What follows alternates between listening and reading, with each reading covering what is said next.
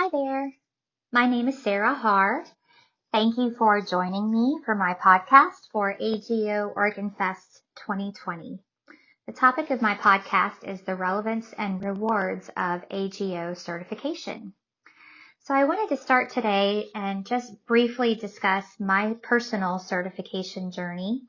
It began in 2010, and I was pursuing my graduate studies at the University of Memphis with Dr. John David Peterson, and he had encouraged his organ studio to pursue some level of AGO certification. Initially, I kind of bucked at the idea because at the time I really didn't think it was relevant. However, I did know that trying to achieve certification during my time at school was doubly beneficial because since I was already studying organ with my professor, I know that he could guide me through that process.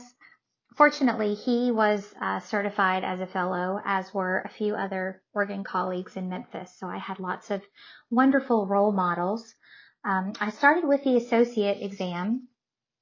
The first year that I attempted it, I did not pass. I actually did not pass the written or the playing portion. However, I passed both sections the following year. The fellow exam I started the year after that. I passed the written portion the first time, but did not pass the playing portion. So one thing about the exam a lot of people don't know is that if you pass one part of the test, those scores are good for 5 years. So you don't necessarily have to attempt both the written and the playing portions at the same time for any of the upper level exams, colleague, associate, or fellow. So my written scores were good for 5 years, and I tried every year to pass the playing exam. And finally, the last year that my written scores were good, I passed the playing portion. And it was one of the highlights of my career as an organist. I just can't even put into words what a wonderful feeling that was. And it was certainly an exercise in persistence. More importantly, for me personally, was an exercise in flexibility and an exercise in confidence. So one thing I emphasize with the students and other organists that I coach for certification is that regardless of the level you're pursuing, regardless of your skill level, your circumstances, your timeline, certification preparation is always beneficial.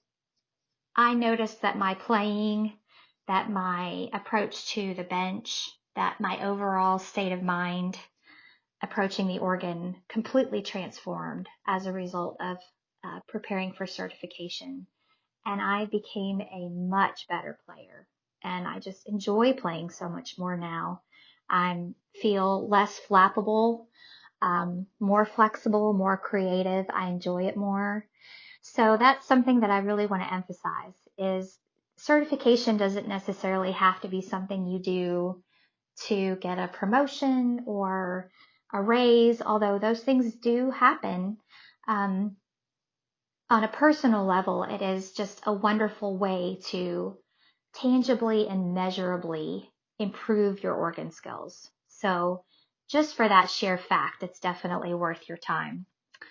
One of the things I want to emphasize, you have a comprehensive outline that does highlight specific points of relevance and rewards for church organists who may be in the midst of your career, as well as students that are pursuing either undergraduate or graduate degrees in organ.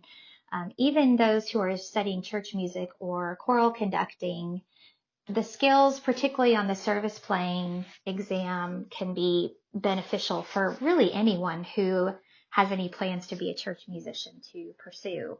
For that exam in particular, you're really just playing a church service from start to finish. So if you're already doing that, you're essentially already prepared to pursue the SPC.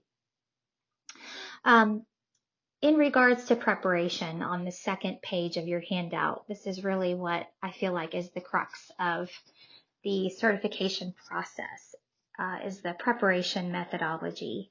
So the reason why I didn't pass the playing portion of the exam, the times that I did not pass, was not because I wasn't prepared from a technical standpoint. It was because I wasn't prepared from a psychological standpoint.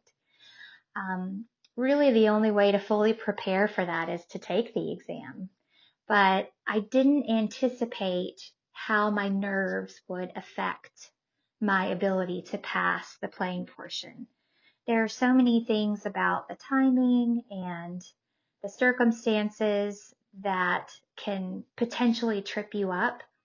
So if you practice just a certain way and you limit yourself to what would consider to be the ideal circumstances for your exam, if something happens out of the ordinary, if the organ malfunctions, if the people who are listening ask you to start in the middle of a piece, or if there's a last minute change in venue, or a last minute change in proctor or page turner, there are a multiple number of scenarios where things could potentially go wrong. Not that you want to make yourself crazy trying to anticipate every single one, but there are things that you can do to be as prepared as possible for some of those potential pitfalls. Keeping a schedule, of course, is very important. Focusing on the components of the exams that are the most difficult for you, not necessarily spending equal time on everything. Making use of the materials that AGO National offers on the website, most of which are free. There are lots and lots of practice exams and solutions, so I recommend that very highly.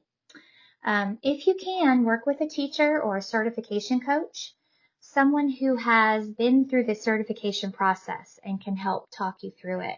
One of the things that I've instituted in the Chattanooga chapter is a study group. And typically during the summer, we'll meet as a group once or twice a month, and those who are interested in any level of certification can come. And we just practice skills on each other, share advice, experience, and it's a wonderful and unthreatening place to just go and try things out and see if it's something that you want to pursue. So if your chapter is not already doing that, I'm sure that your board would be receptive to getting something like that started. Like I said, even if you don't actually pursue the exam, the preparation process for certification is so incredibly valuable anyway. So I would certainly recommend bringing that up to your chapter. The other point in regards to preparation, I think, is doing everything in your power to recreate the testing environment. So using a timer, practicing on a similar instrument, practicing with a page turner, recording your practice time. All of these things can help your mind to overcome some of the psychological obstacles in the exam. Do the same timing as what's on the exam. Figure out practice registrations. That's another one. Anything you can do to streamline the process when you're actually getting ready to take the exam.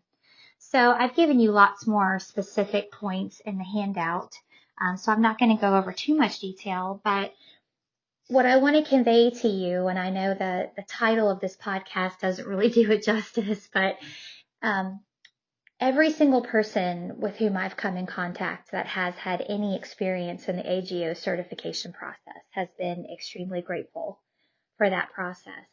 It's humbling. It's hard. It's time consuming. It can be expensive, although for a lot of people, their church will pay for it. But I can't emphasize enough how worth it is to do, even though it's not, quote, required. Please consider it. Please call me, email me, talk to me about it. I would love to share more details about my experience. I would love to give you all of the pointers and shortcuts and wisdom and everything I can to help you to succeed.